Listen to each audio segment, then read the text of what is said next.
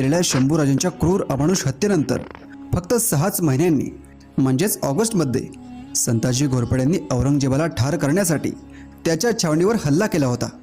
तुळापुरात असलेल्या औरंगजेबाच्या छावणीत लाखोंचे सैन्य होते, तरीही संताजी या गराड्यात घुसले होते। त्या दिवशी औरंगजेब नशिबाने वाचला, नाहीतर त्याच वेळेस तो संपला असता। याच संताजींनी शंभूराजांना पकडणाऱ्या शेख निजामाचा म्हणजेच मुकरब खानाचा कसा धुवा उडवला ते आपण व्हिडिओमध्ये पाहणार आहोत। शिवाय हा मुकरब खान केव्हा मेला तेही पाहणार आहोत। 11 जुलै 1689 रोजी मुकरब खानाच्या मुलावर मराठ्यांनी हल्ला केला। याची बातमी औरंगजेबाला लागताच त्याने मुकरब खानाला कोल्हापूरच्या ठाण्यावर हजर राहण्याचा हुकूम सोडला। मुकरब खान कोल्हापूरला आला आणि 1689च्या अखेरीस संताजी घोरपड्यांनी मुकरब खानावर हल्ला केला।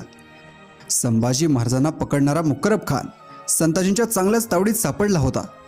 या दोघांमध्ये एक लढाई झाली। या लढाईबद्दल आपल्याला 2 समकालीन पुरावे मिळतात, ते आता आपण पाहूयात। औरंगजेबाचा इतिहासकार ईश्वरदास नागर याने या लढाईसंबंधी आपल्या फतवाते आलमगिरी या पुस्तकात माहिती दिली आहे। त्याचे मराठी भाषांतर आपण पाहूयात। ईश्वरदास नागर म्हणतो, मराठे कोल्हापूर भागात पसरले। खानजमान फतेजंग खान म्हणजेच मुकरब खान हा त्यांच्यावर चालून गेला। कोल्हापुराजवळ मराठ्यांचे व मोगलांचे तुंबळ युद्ध झाले। 1 प्रहर आणि 4 घटिकांपर्यंत हे युद्ध चालले होते। मराठ्यांचे सुमारे 700 सैनिक ठार झाले, मोगलांचे 400 सैनिक मृत्युमुखी पडले। मराठ्यांचे सैनिक अधिक होते आणि ते ठाण मांडून लढत होते। या युद्धात खानजमान म्हणजेच मुकरब खान व त्याचा मुलगा खाने आलम यांना तलवारीच्या आणि भाल्याच्या जबर जखमा झाल्या, पण पुढे टिकाव न धरून मराठे निघून गेले। बादशाला युद्धाची हकीकत कळल्यानंतर त्याने महम्मद तकी खान याचबरोबर 2000 सैन्य देऊन खानजमान याच्या मदतीस पाठवले। खानजमान यास खिलतीची वस्त्रे आणि तलवारही बक्षीस म्हणून देण्यात आली।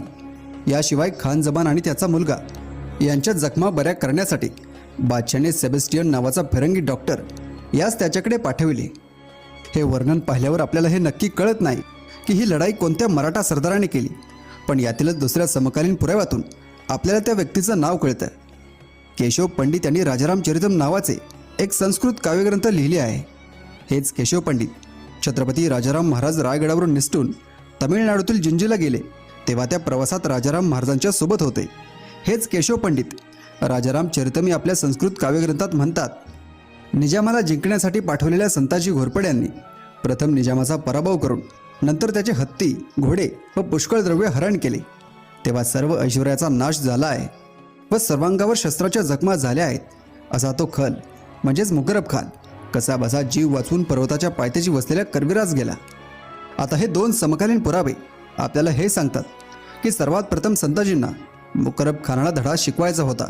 यासाठी ते मुकरब खानाच्या कोल्हापूरच्या ठाण्याभोवती गिरट्या घालत होते। त्यांनी योजना आखून मुकरब खानाला त्याच्या मुख्य सैन्यापासून दूर करून त्याच्यावर झडप घातली। या लढाईमध्ये संताजींनी मुकरब खानाचा अक्षरशः धुवा उडवला। या चकमकीत मुकरब खान थोडक्यात वाचला।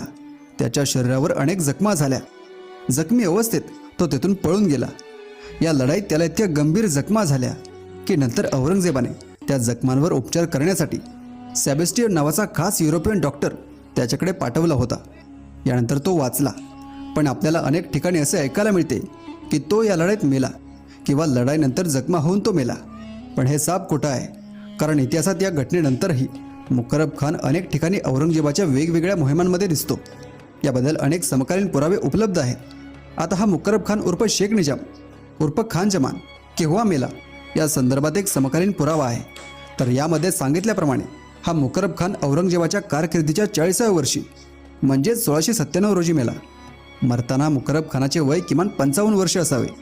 कदाचित एखाद्या रोगाने तो मेला असावा, कारण जर हा मुकरब खान लढाईत मेला असता तर मुघल कागदपत्रात त्या लढाईचा उल्लेख नक्की असता। आता हे सर्व बघितल्यानंतर असे कळते की संताजी घोरपड्यांनी 1689 मध्ये केलेल्या मुकरब खानावरील हल्ल्यानंतर हा मुकरब खान पुढे 7 वर्षे जिवंत